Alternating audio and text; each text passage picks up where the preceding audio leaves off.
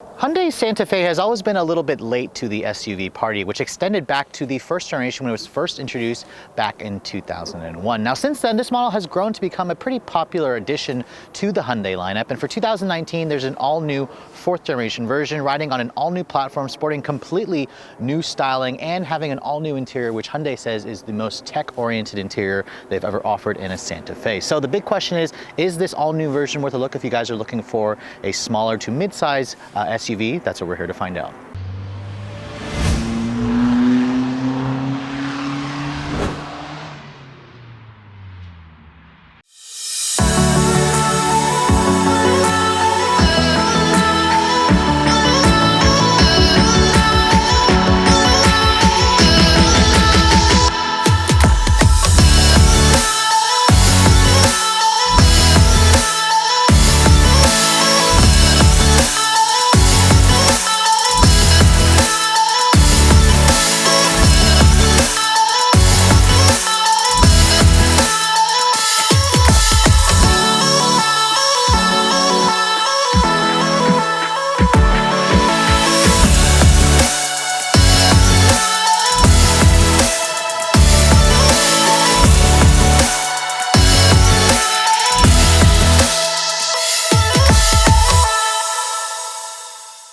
So I became pretty familiar with the previous generation Santa Fe and Santa Fe Sport. Now, if you guys are getting a little bit confused, if you guys remember the previous model, that one was split into two sub-brands, basically. There was the smaller Santa Fe Sport and the regular Santa Fe, which was a 7-seater. This is technically replacing the Santa Fe Sport. The regular, larger Santa Fe becomes the Santa Fe XL, and then Hyundai is going to introduce an all-new version of that, which has a different name for 2020. You can see the design of the all-new Santa Fe, which is replacing the Santa Fe Sport, looks completely different versus the previous generation. It has the new styling cues that I showed you guys on the all-new Hyundai Kona, which again takes a lot of design influence from the pre-refreshed Jeep Cherokee with these splitters for the headlights and the LED running lights and the turn signals. You can see this is the LED daytime running light, which is standard across the board on all trims. It kind of gets broken up by this silver painted trim with the Cascade waterfall style grille that we've seen on the other products. And then the headlights are down here. Now this is the limited ultimate trim, which does come standard with LED headlights. You have LED low and high beams. You have a regular incandescent turn signal, and then an LED fog light down here at the lower fascia. You have to go for a limited and up trims to get the LED headlights. The base versions will just have projector halogens. It all looks relatively polarizing.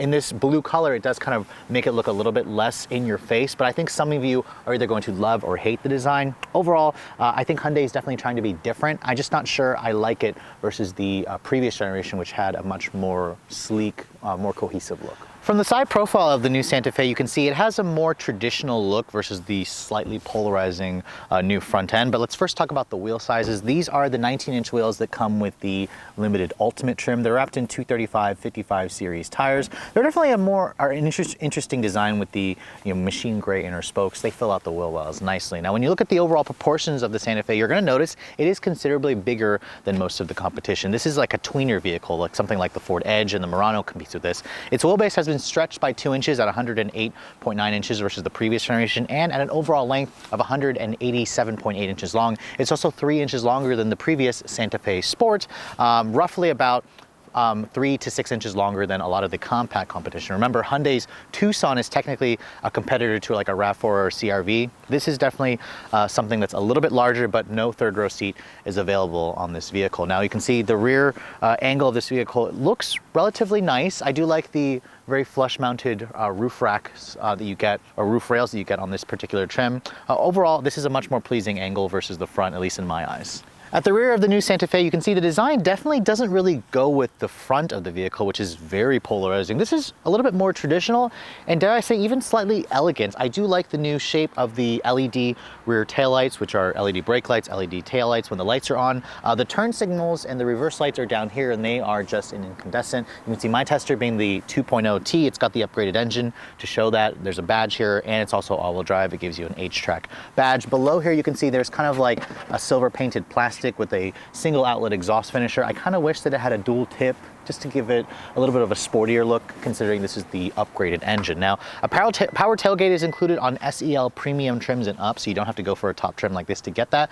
And you can see the cargo area is voluptuous. There's a crap ton of space over here, around 36 cubic feet of space with the seats up. If you fold down the seats, which Hyundai actually gives you a little bit of a button here where you can just kind of fold them down, you get around 72 cubic feet of space, which is definitely on the bigger end of the segment. Not that much larger than something like the new RAV4, which I just drove, but from the looks of it, this does look like it has more space. Underneath here, there's some under-seat storage, or underfloor storage, which is nice, and then the spare tire, which is a temporary, lives underneath the rear area here. So the outside of the new Santa Fe looks very different from the previous generation, but let's hop into the interior and see all the changes that Hyundai has made for 2019. Now you can see here is the key fob for the vehicle. This smart access key is similar to all the other new Hyundai products I've shown you. You get this as standard when you guys go for the SEL trim and up, so you don't have to necessarily buy the higher trims, but it does not come standard on the SE, where you have to, well, you'll have a standard keyless system without the intelligent access. But basically keep the key fob inside your pocket or your purse. As you approach the vehicle, you can see there's a button on the door handle here.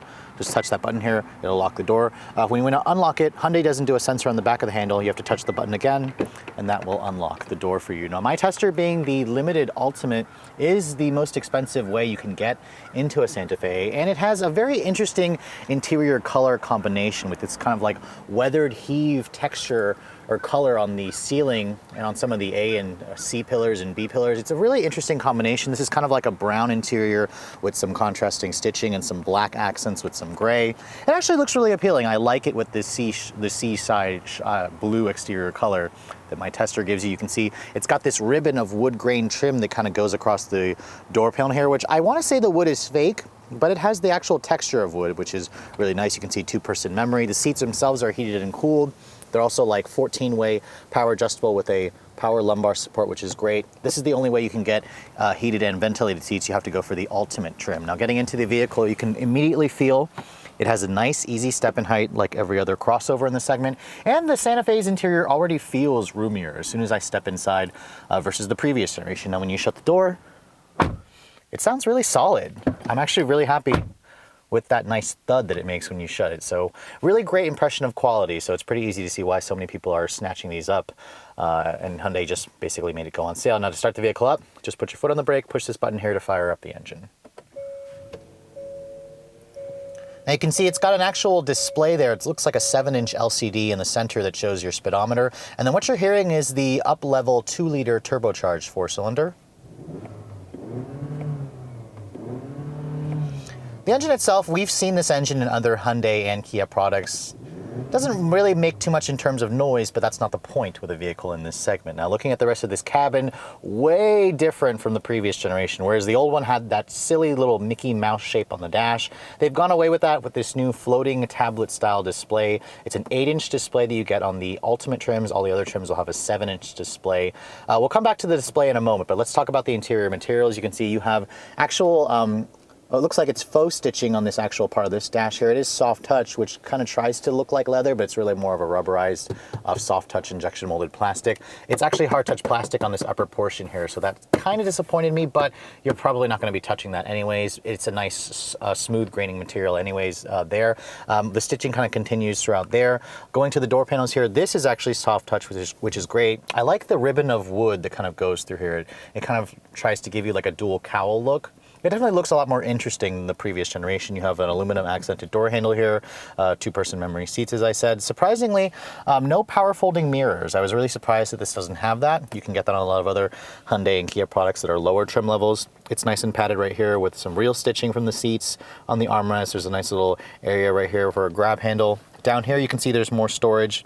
It's all hard touch plastic there, which is what I expected. A few buttons over here to lock the H-Track all-wheel drive system in the center diff, to turn on the lane keep assist, your blind spot monitoring, open up your tailgate. The steering wheel here, you can see this is pretty much the same steering wheel that's on the new Sonata, I want to say. It's a nice steering wheel. It's a heated wheel. You can see the heated wheels turned on from there. This is the only way you're going to get a heated wheel is if you go for the limited Ultimate trim. The wheel itself is also manual tilt telescoping.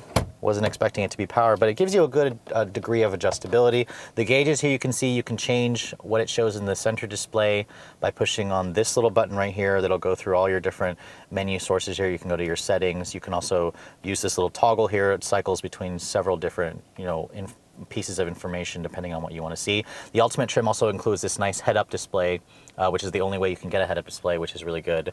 So again, lots of premium features in this vehicle that a lot of buyers are going to appreciate. Now let's go over to the head unit here. Now first of all, there's the home screen. You can see it's got navigation over here. This is the embedded Hyundai navigation system, which again tries to look like it tries to work like a tablet, basically, where it has the pinch to zoom, swipe capability.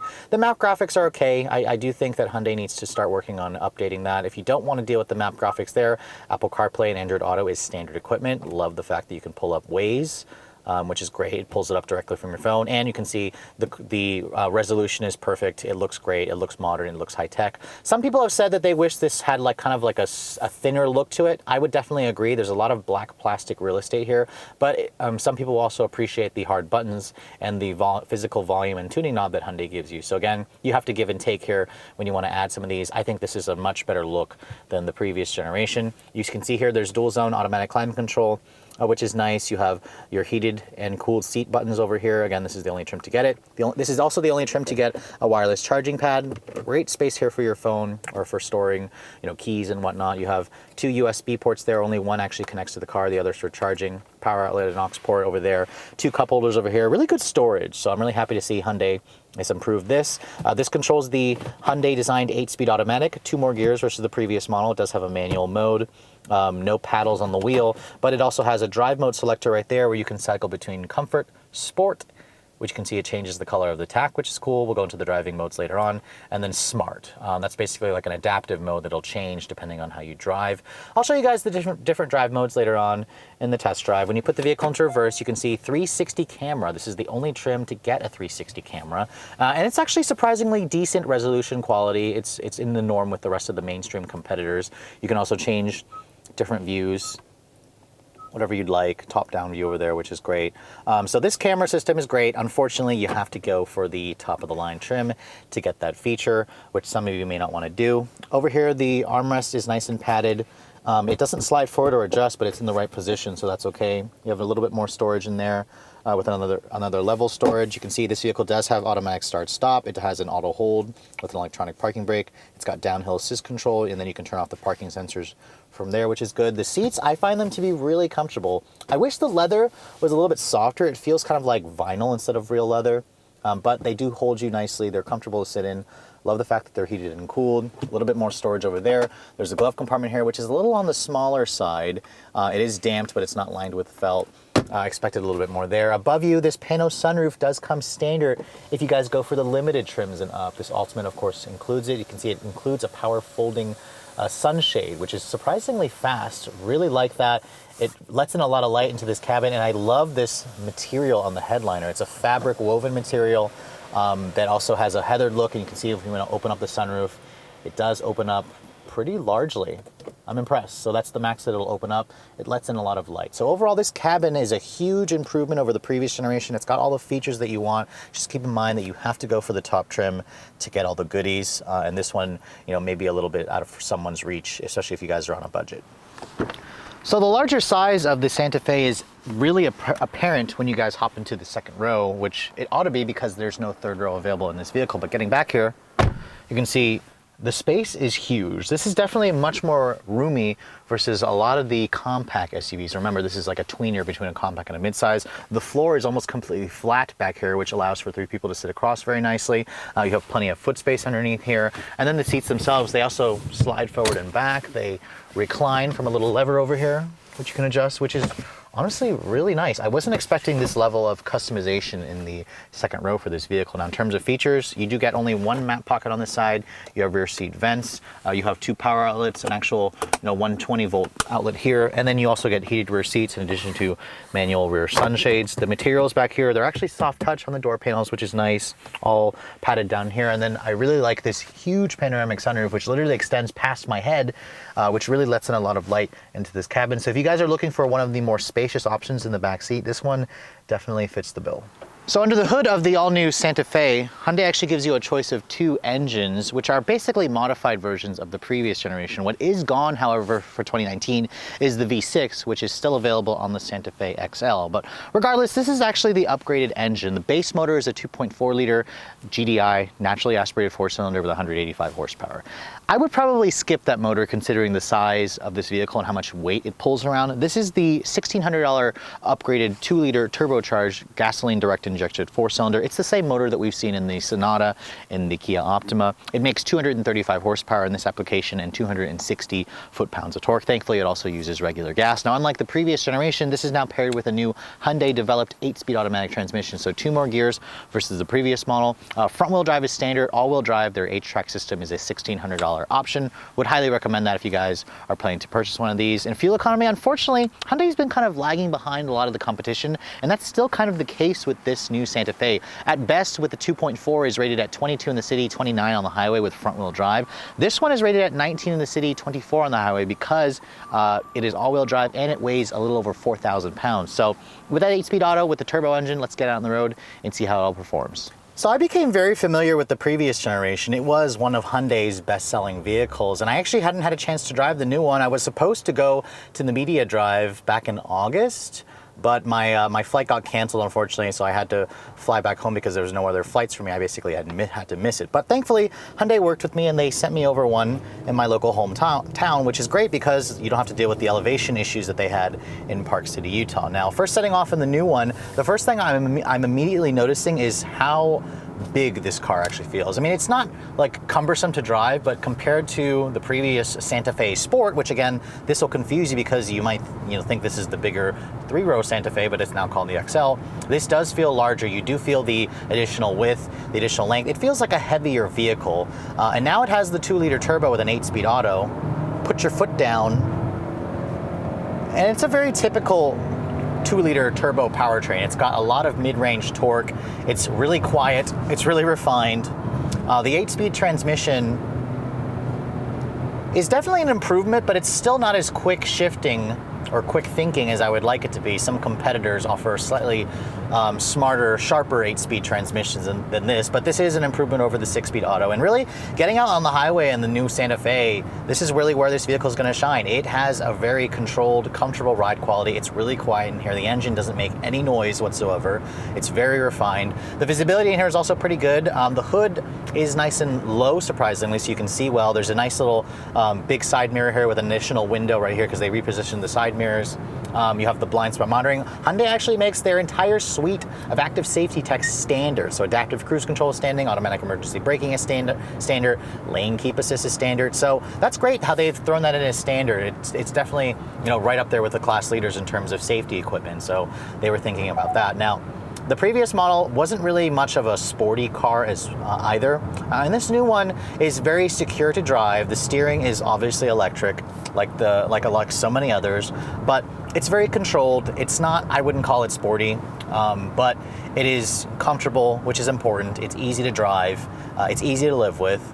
And most of you, I'm probably are going to assume you're going to want to go for the 2-liter turbo, because even though this is the up-level engine, I put my foot down here and it's not as quick as I would like it to be. It's got good mid-range torque, but again, you don't buy one of these to go drag racing people. You don't drive it like a race car. But when you are looking to pass someone on the highway, you basically switch the drive mode over here into sport, and it's willing to play. It's willing to have plenty of passing power. I haven't driven the 2.4 base engine. I imagine that one feels gutless because this is a relatively heavy SUV at 4,000 pounds. It's roughly between 300 to 500 pounds heavier than most of the competition. The driver assistance in this car also works extremely well. The adaptive cruise control will come to a full stop. The seats are also comfortable. You have a great commanding view of the road. I mean, there's really not much to dislike about this new Santa Fe. It's pretty easy to see why Hyundai sells over 130,000 of these every year, because when you start pushing it, it really will go. It's surprisingly fast. Now, no official 0 to 60 times yet. This car is so new, but it feels like it's around 8 seconds to 60, which I know is a little bit sluggish. I was hoping for better performance, but this is, numbers are numbers. Feel is what's more important. This car does feel relatively decent most of the times, and really, unless you guys are used to like really fast cars, this is going to feel more than adequate, and you're going to be really happy if you guys make the jump for the 2-liter turbo. Now let's take this exit ramp here. You can really feel the soft suspension on this car. Woo! Yep, crossovers. Oh man, this is where the car feels heavy. You feel the 4,000 pounds of fat as you go around corners, but most of you, I imagine, aren't gonna push the car like this. I'm only doing it for demonstration purposes. So I am actually kind of glad that Hyundai took out the Sport name, because this doesn't feel like a Santa Fe Sport whatsoever. It just feels like a bigger crossover. This is an interesting tweener vehicle. If you need something larger than, you know, a Tucson, but don't want to go up to something like the big Santa Fe XL, this is something that kind of squeezes in between those two. Now let's floor it from a stop here. A little bit of lag. The engine also, the power tapers off past 6, but it will surprisingly shift to its 6,500 RPM Redline.